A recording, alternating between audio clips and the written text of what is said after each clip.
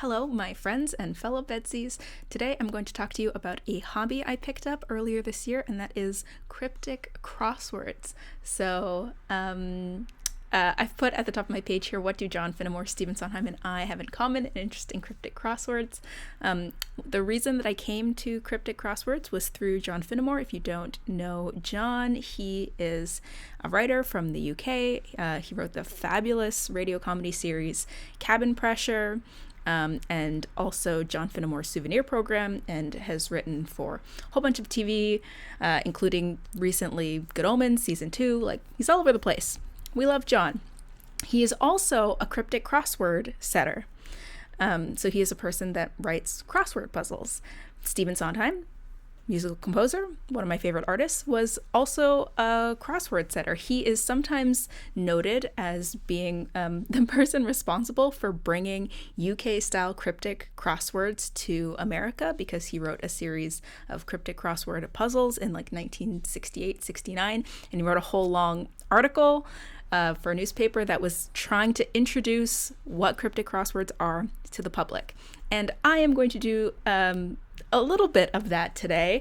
I'm going to sort of talk a little bit about what cryptic crosswords are, and I'm going to try to teach you by example by showing you some of my favorite puzzles. So we'll start with what are cryptic crosswords. I've already mentioned this UK-US divide. So most crossword puzzles that you get in the United States, and a lot of them in Canada, are straightforward crossword puzzles where the clue is just a definition of the answer. The definition might be a little bit tricky or esoteric, but it is a pretty straightforward definition of the answer.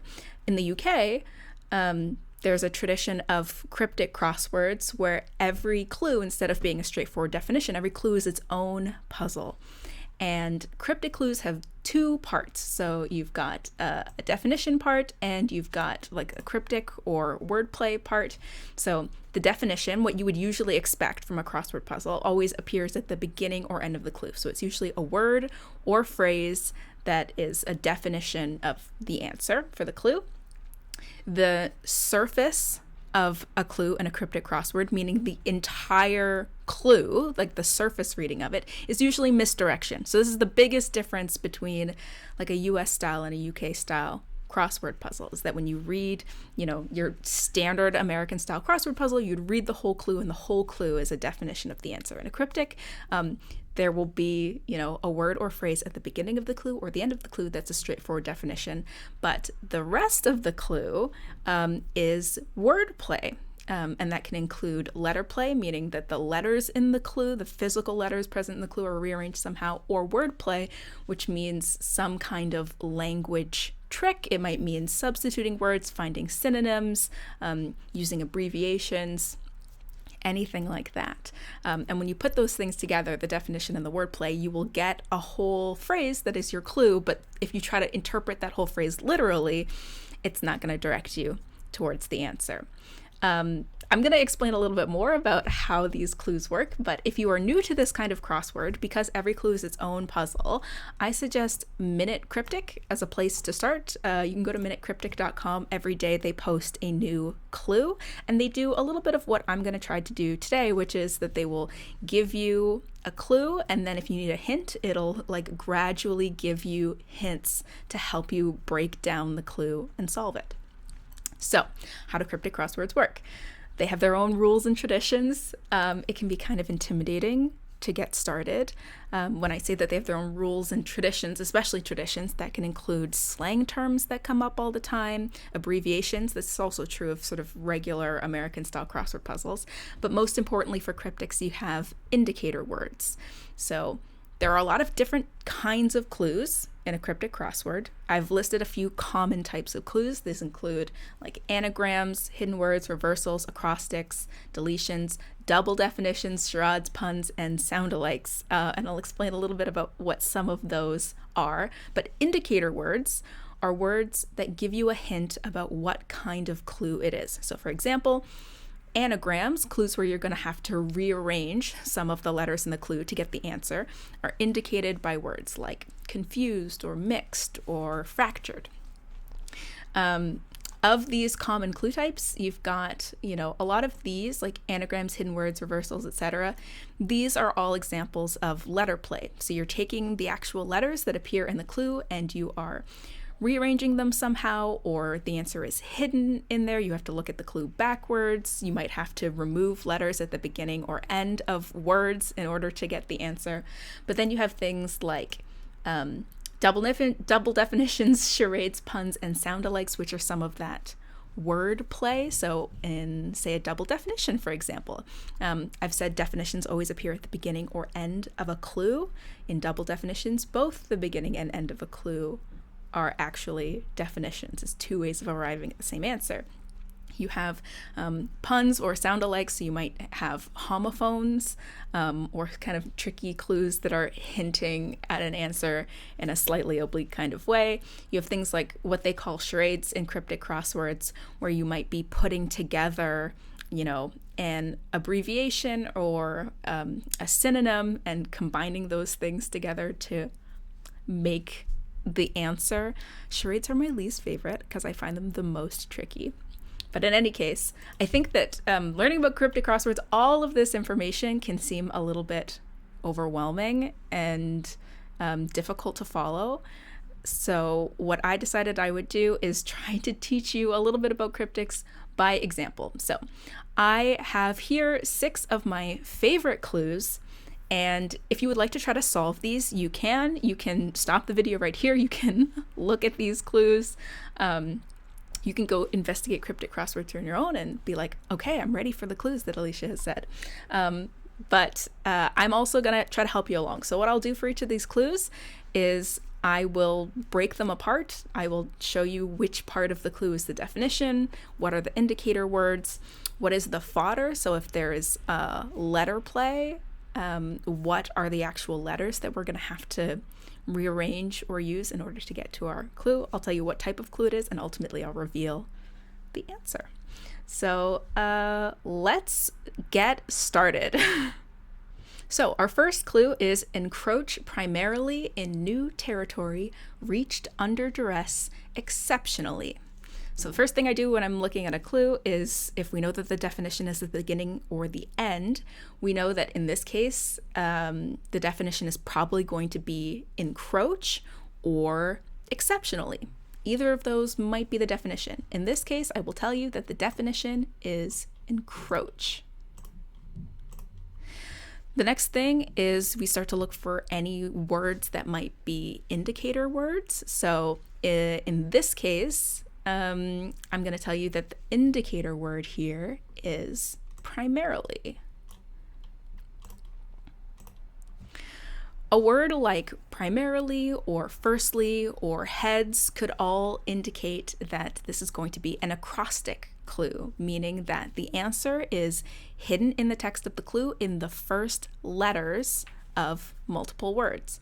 So in this case, primarily is telling us that we should be looking at the first letter of the words. We know that encroach is our definition, so the rest of the clue is making up our wordplay fodder. In this case, let's go ahead and highlight all of those letters. Oh, I can actually do this. I can hit, I think, Control-Shift-H. Oh yeah, let's do that. So I'm going to put in green the first letters of all of these words. So if you highlight the first letters of all of the words in the rest of the clue, you get INTRUDE, which gives us intrude. So to review, the definition of the word is encroach. Primarily indicates the first letter of each word, because this is an acrostic clue. And in new territory reached under duress exceptionally, first letter of each of those words gives us intrude, which means encroach. You've just solved your first cryptic crossword clue. I've tried to pick different kinds of clues for each of my examples, so all of these will be slightly different, and some of them might include multiple things going on, multiple strategies, because cryptic crossword clues can get quite difficult when you combine different forms of wordplay and letter play. But let's move on. Let's look at our next clue, which is single copy missing header. I don't think I even mentioned, obviously, Cryptic crossword clues, same as a regular crossword, they do indicate how many letters the answer will be. We're not solving a whole crossword puzzle, but the number is still helpful in telling us how long our answer is going to be. So we've got single copy, missing header. Does anyone have any guesses about what our indicator words might be? Yes? No? Yes? No? We'll start with our indicator words here this time because I think it builds off of our last clue. So missing header here does tell us that we're going to be removing the first letter of a word. And if missing header is our indicator words, then we know that our definition is going to have to be the words at the beginning here. So our definition might be single copy, but more likely than not, our definition is just single. So we're looking for a word that means single. One strategy that happens in cryptic crosswords, like I was saying, is that we sometimes combine wordplay and letter play. So in a clue like this, we've got single copy, missing header. Copy is not wordplay fodder in that we're not moving around any of the letters in the word copy, but instead we're actually going to be looking for a word that means copy, that when you remove the first letter, when it's missing its header, it will equal a word that means single. All right, team. Our definition is single. Our indicator words are missing header. So this is a decapitation clue, as they are called. So the answer is another word without its first letter. A synonym of the word copy would be the word clone. If you take the word clone and you subtract the first letter, you get lone, which is a word that means single. Okay, moving right along to our next clue, we've got recalling some cognac, rice, not exactly. Once again, I will remind you that the surface of the clue, meaning that the surface level reading of the clue, is a misdirect. It has nothing to do with the answer. And some surfaces are better than others, I think. Some clues, like I think encroach primarily in new territory, reached under duress exceptionally. It's a slightly awkward sentence, but it makes a lot of sense as a sentence. I think recalling some cognac, rice, not exactly. It's not the best surface I've ever seen, but let's try to take it back and look. What do you think the definition is for this clue? Would it be recalling or not exactly? Thoughts? Votes? A, B, A, B. In this case, the definition is actually not exactly. So we're looking for a word that means not exactly. What is our indicator word? Well, we can pretty much rule out our nouns, cognac and rice, as our indicator words, which leaves us with recalling and some, and both of these would be indicator words. So what are they indicating? The word recalling is indicating that the answer is going to be backwards. So to recall, we're moving in the opposite direction. The answer is going to be hidden in the text of our clue somewhere. And some is telling us that we're only going to be using some of the letters. So that leaves us with our fodder here, cognac, rice. So somewhere hidden backwards in the letters cognac, rice, we're going to get our answer. Does anyone see it? Does anyone see it? 3, 2, 1, here we go. The letters that we are looking for are right in the center of the word.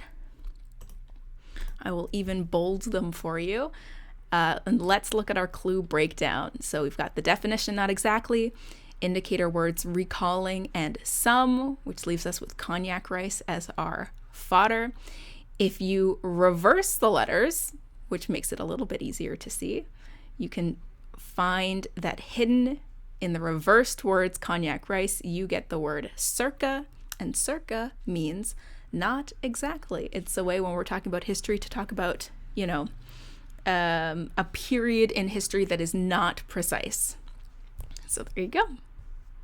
This next clue, mischievous and slightly delighted, is actually from Minute Cryptic, as I recall. And this, I think, is a fun example of word play and punning happening in a cryptic clue. So here we've got probably our definition is going to be either mischievous or delighted. And it's only a 3-letter word, short word. This one, I think that I managed to get almost immediately just based on the definition. So in this case, our definition is the word mischievous. And thinking about a 3-word synonym for mischievous, I basically got there. But that leaves us with the rest of our clue, slightly delighted.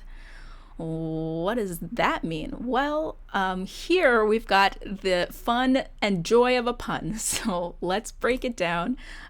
Delighted, in this case, we are taking to mean literally, as in delighted, to remove light. If you remove the word light from slightly, that leaves us with the word sly, which is a 3-word synonym for mischievous. Now, when cryptic crossword clues get very punny, that will usually be indicated by an exclamation mark or a question mark. That tells you something about the clue. It's being a little especially tricksy with the wordplay. Here we've got sinister purpose of an auction, and our word is going to be 10 letters long. And this, my friends, I will just tell you, it is an example of what we might call a double definition. So here, sinister is one definition of the word.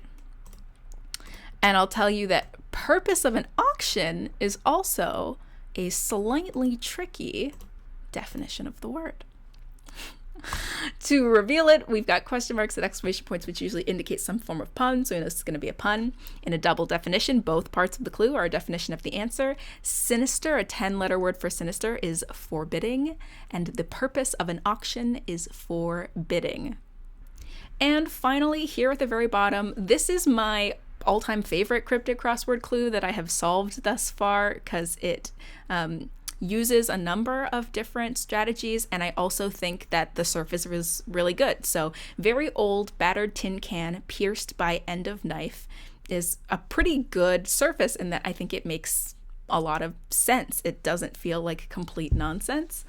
And let's start by thinking about all of those pieces of clues that we've learned so far. So we're going to be looking for a definition. We're going to be looking for some potential indicator words. And this clue, I can tell you, is going to involve some letter play. So we're going to be rearranging letters and moving things around. So let's think about it. Definitions, it's either going to be very old, or it's going to be knife or end of knife. Often your better bet for a word that's going to be defined is going to be something that's like an adjective rather than a noun. It's hard to find synonyms for words like knife, although you might find one. You might think of words like, dagger or, something like that. But in this case, yes, our straightforward definition is very old. So we're looking for a 7-letter word that means very old. We've got some pieces of clues that we've seen previously. So the word battered here is an indicator word. What do we think it's an indicator for? Ooh. Battered is an indicator for an anagram. It means that the letters are getting battered, they're getting all mixed around. Here we also have the opposite of what we've seen before. So we've had decapitations and removing the first letter or just holding on to the first letter. Here we've got some indicator words that are telling us that we're holding on to the last letter, end of. And then we also have a very interesting verb in the middle of this sentence here, pierced, which is telling us that we're actually going to need to insert a letter. But if this is our definition, and we've got several indicator words happening, that leaves us with a few words that are our fodder. Now, not all of the words that are left over are necessarily part of the clue fodder. You'll note that we only have 7 letters to work with. So not all of these letters are going to be part of our fodder, but tin can, we can be pretty sure, is part of our fodder here. So we've got tin can. And then here, by is just helping us get to our end of. So really all of this is the indicator, by, end of. Pierced by, end of is our kind of indicator phrase. The end of knife is E. So we can go ahead and highlight that E. And tin can plus E gives us 7 letters. And what happens if we batter those around? So here to review, the definition is very old. Our indicator words are battered, indicating an anagram of the words that follow. And usually an indicator word like battered, it'll immediately precede or sometimes come immediately after the fodder. So we've got battered tin can, means that we're going to get an anagram of tin can. Pierced means that we've got a letter that's going to be appearing in the middle of our anagram. And end of is indicating the last letter of the word that follows that, knife. So if you get tin can rearranged and you put E in the middle of it, you get the word ancient, which means very old. And that, my friends and fellow VEDSies, was just a small taste of what cryptic crossword clues have to offer. Those are some of my favorites. I think that it's way easier to learn by example and start breaking down examples when you're getting started with cryptic crosswords. It's just one of the reasons that I think Minute Cryptic is such a great resource.